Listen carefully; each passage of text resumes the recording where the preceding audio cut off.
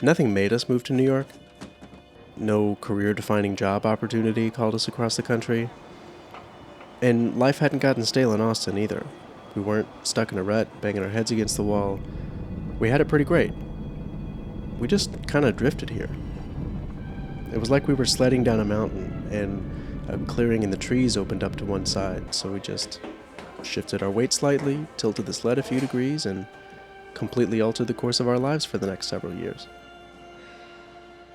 Deciding to leave Austin was a bigger deal for me than it was for her. Carolina has already made all the big moves, leaving Puerto Rico for Georgia after high school, leaving Georgia for Texas after college. I'd spent months in other states, other countries even, but each stay had an expiration date. It felt like pulling out the line on a retractable leash, knowing Texas would draw me back again. This was different. I'll miss Texas, even though it took me 27 years to really feel like a Texan. I think it's natural to be embarrassed of your own upbringing for a while, to feel like your birthplace doesn't define you the way that it does other people. But then one day I realized Willie Nelson is cool as shit, and Big Ben is pretty cool too. H-E-B Tortillas, DJ Screw, being Texan ain't so bad. We spent 3 months saying goodbye to people. Every time we hung out with someone, I tried to remember the specifics of that last encounter, as if it was some important historical event that needed special remembering. I kept fixating on small details, the music that was playing, the table we sat at, Sasha's outfit, Jacob's latest obsession, Reagan's screenplay idea, the smell of my dad grilling, the sound of my mom's voice. I got a little too sentimental, especially since I'd be seeing most of these people again before the year was up. Carolina has less trouble with that kind of thing. She successfully maintains relationships with friends and family all over the world. There are people she hasn't seen in 6 years who she still considers very close. She has a longer view of things than me, I think. She sees a complication as character development, a healthy part of any interesting storyline.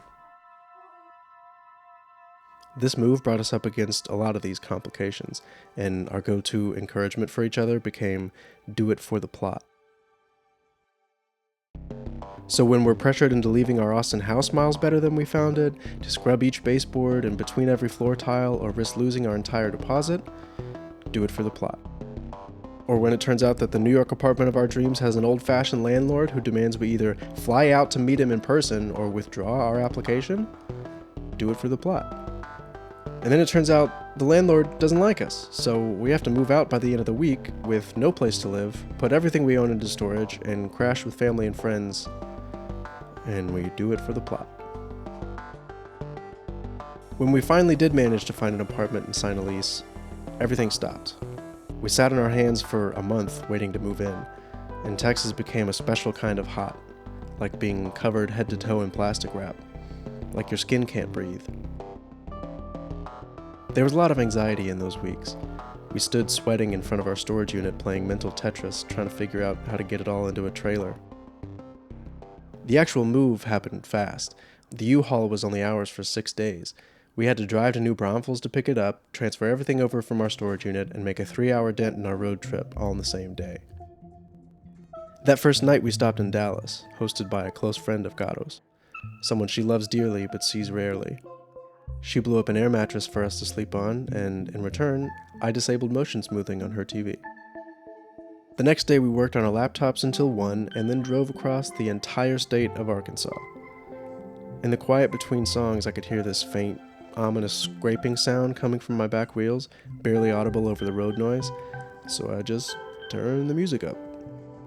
We checked into our La Quinta in Memphis for the night. We left at 6 a.m. and crossed into Kentucky by noon, but it was slow going, because if my car's RPM stay high for too long, this warning light for my transmission oil temp comes on, so I had to slow the car down when going uphill, and there are quite a few hills in the Appalachian Mountains. A nightmarish storm came out of nowhere and reduced our visibility to about 20 feet. I pulled my chest up against the steering wheel and drove with white knuckles and clenched teeth for an hour. In Jackson, Kentucky, we stopped again and stayed with yet another one of Carolina's beloved long-distance friends. They reminisced about their college days. I drank too many margaritas and started laughing too loud. And then the last push was the longest one. By the end of the day, we would drive through 6 states, a miracle to a Texan. Kentucky was the most beautiful. Early morning fog seemed to leak out of the ground and through the trees, making the ancient mountains even spookier. West Virginia was the hardest drive. My poor car limped up the hills as best she could.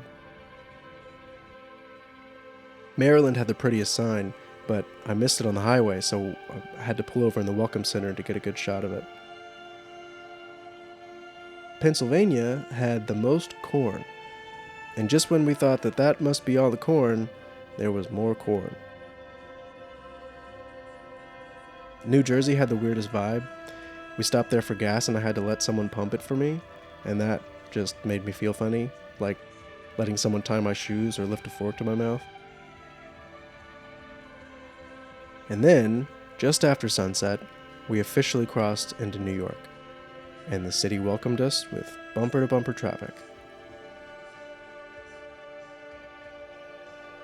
Moving to New York might be the most stressful thing that either of us have done in our entire lives.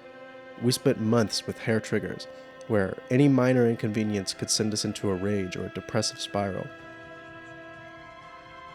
Luckily, we managed to take turns with our episodes, leaving one of us to steer the ship and comfort the other. The snacks, the back rubs, the episodes of Bob's Burgers, we carried each other here with small kindnesses and quiet, tender moments in the middle of mass hysteria. At one point while packing, we found some weed my sister left us a while back, and that also helped.